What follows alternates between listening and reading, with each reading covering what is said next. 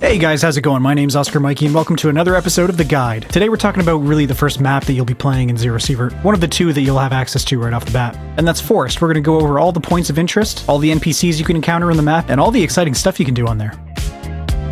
Before we get too far into it, I do want to remind you guys that the maps in ZERO Sievert are randomly generated. So that means there's typically a couple of points of interest in each map that will have the same layout, they'll keep the same layout, and roughly the same location. But most of the other things on the map, like the bandit outposts for example, hotspots of radiation, enemy spawns, that kind of thing, are going to be randomly generated and randomly placed every single time you go into a map for a new raid. And even the shape of the map will change. So a lot of the things that you see in your raids on the forest might be a little bit different than the things you're going to see in this video. But this should still serve as a pretty good rough guide for you to kind of get your bearings and get prepared for the things you're going to encounter in this map. Alright, first things first, the forest is basically a forest map.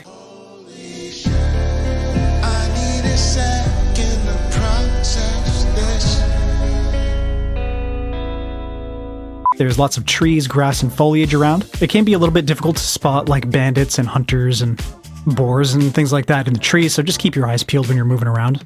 There's small abandoned cabins dotting the map. There's one here, one there. They're all over the place. They're kind of like a dark gray or blackish color, and they do have a chance to spawn loot bags in them that have a little bit of low tier miscellaneous type loot or food.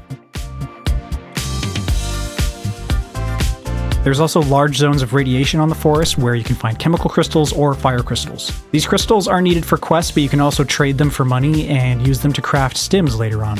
These large radioactive areas have tons of anomalies in them, and you can locate them using G to throw bolts. You have unlimited bolts, so you can throw as many as you like, and when you hit one with a bolt, it'll light up, it'll activate and kind of reveal itself so you can maneuver around it and get to the crystal without hurting yourself. There's a variety of small bases and fortifications in the map with either green army, bandits, or neutrals kind of inhabiting them. Outpost 1 has a wooden crate, a med box, and a chance for a filing cabinet inside. This particular one is always inhabited by neutrals, but there are slightly different versions of it that can be patrolled by bandits.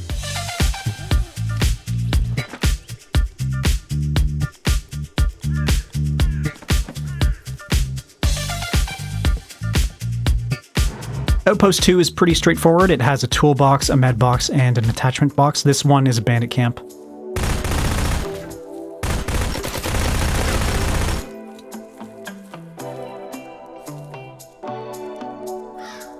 Outpost 3 can be guarded by either green army or bandits. It kind of depends on the RNG.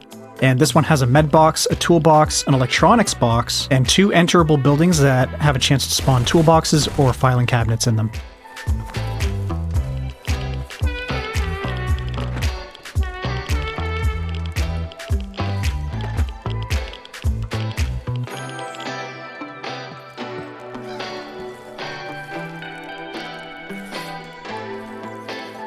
Outpost 4 can also be guarded by either green army or bandits.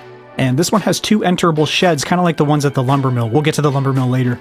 But on the outside, this one has 1 attachment box, 1 med box, 1 toolbox, and 1 electronics box. And the sheds have a chance to spawn filing cabinets or toolboxes as well.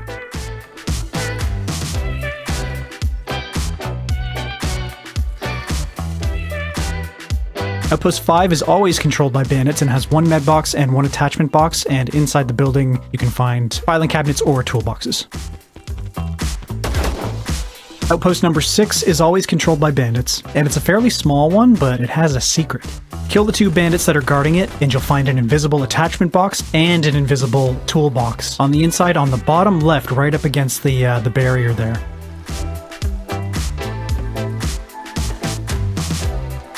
Outpost 7 is a really big one. This one is always controlled by bandits, and it has 1 med box and 1 attachment box. Now, speaking of the NPCs on the map, there are a few kinds. In terms of animals, I'm going to kind of lump the animals and the monsters in together. There's rabbits, wolves, boars, and ghouls. The rabbits are harmless, they won't attack you, and when you kill them, they give you meat and rabbit pelts. When you kill them, the wolves will give you raw meat and wolf pelts as well, but these are definitely hostile. They're kind of territorial. They roam in packs of 5 or 6, and if you get too close to them, they will swarm you, and it's really difficult to kill a pack of wolves once they start getting up in your face. When you find boars, they're usually in pairs or sometimes threes, and they can do this charge-up attack where they kind of kick up the dirt behind them and then sort of sprint at you. And then we have ghouls. Ghouls are kind of like mutated humans, the kind of thing that you would find in the sewers in a Fallout game, you know? And these things can be found in a couple places on this map. They can be found in the center town area, and they're all over the place. They're outside all the houses, kind of guarding the houses where you can go in and find loot. And they can also be found at a cave. There's a point of interest in this map that's a cave, basically, and they use it as a nest. We'll get to that later. The human NPCs that you can find on this map are the Green Army, bandits, loners or solo hunters, neutrals, Lazar, who's the boss of the map, his guards, and Igor. The Green Army is neutral towards you unless you attack them, and they carry typically low, mid to mid-tier armor and weapons and ammo and stuff. A lot of 5.45 AKs, class 3, sometimes class 4 armor, and they can actually be pretty tough if you get in a fight with them. Bandits and solo hunters or loners are always hostile towards you, so watch out for those guys. The bandits wearing the brown armor are the weakest. They wear like class 1 armor, and typically they carry pistol caliber, pistols and submachine guns and shotguns with buckshot and things like that. They're not very threatening. The green bandits are a little bit more dangerous. They tend to carry some 5.45 weapons, sometimes some better ammo, some mid-tier ammo. And actually both types can carry sniper rifles like Mosin's or SV98s. Those are the ones you gotta watch out for. Those guys can do some serious damage.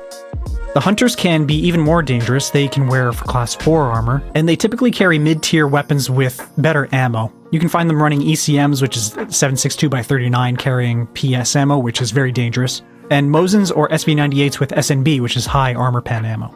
Neutrals are pretty much always at the same type of outpost, and they won't attack you. You can walk right up to them and loot the boxes that are surrounding them at their little outpost there. If you do get in a fight with them, they're not very threatening. They typically have low-tier weapons and ammo, so it's not that big a deal.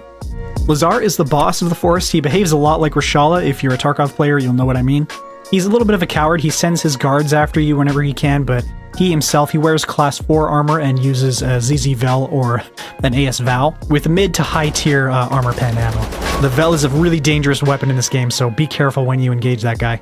He has 4 guards that protect him, just like ᴍᴏᴀ. His guards look like normal green bandits, but they're way more aggressive and they carry heavily modified weapons, and they're typically using high armor pen ammo, like 5.45 BT or 7.62x39 BP. Igor is a retired hunter living alone in a cabin in the forest. He's neutral, he won't attack you, but he has one task for you, and if you complete it, he'll have a loot bag that spawns random loot for you, and possibly expensive or quest-related items. And after you talk to him for the first time and make it out alive, he'll be permanently marked on the map every time you go in for a new raid. There are a few points of interest in the map. The sawmill is a large lumber mill, or sawmill, obviously, that's basically a bandit stronghold. There's 7 outer warehouses surrounding a large main facility. The outer warehouses can have a chance to spawn toolboxes or filing cabinets in them, which are good for like scraps, nails, screw nuts, tools like screwdrivers or drills, and propane tanks sometimes.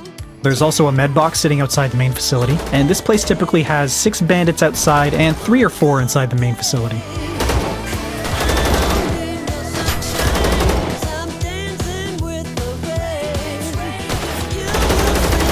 When you go into the main facility, on your right there's a lunchroom with 2 vending machines and an empty bathroom in the back. And on the left is a large squarish work area with 1 toolbox. I won't spoil it for you, but you will have to come back here and get inside the main facility for a quest. The village is another point of interest. This is where Lazar and his guards live, and this is where the police station is that they're guarding. They are kind of in the center of the village. When you kill Lazar, he'll have a key on him that you can use inside the police station that they're guarding, actually. Inside there's 4 filing cabinets, 1 bag, and 1 vending machine. And the fenced-off section at the back is what the key unlocks. You unlock that, you go inside, and in there that will have 2 safes, 2 to 3 weapon attachment crates, 2 medical crates, and a weapon box.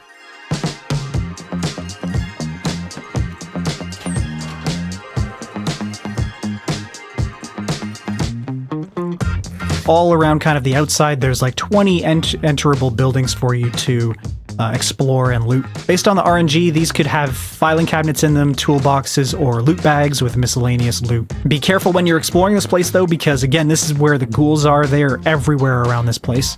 They can be found inside like the fenced areas around the houses or on the outsides, so make sure you bring plenty of ammo when you go to this place because you're going to be doing a lot of shooting. The last point of interest is the cave that I mentioned earlier. The ghouls also spawn here. This is the quote-unquote ghoul lair. There's even more of them on the inside, and it's a little bit like a maze. There's no light sources in there, so you'll have to use your flashlights and night vision if you have any to see around. but it's also a good place to farm ghoul kills. You will need those for a quest later on. And ghouls have a chance to drop tentacles, which you also need for a quest.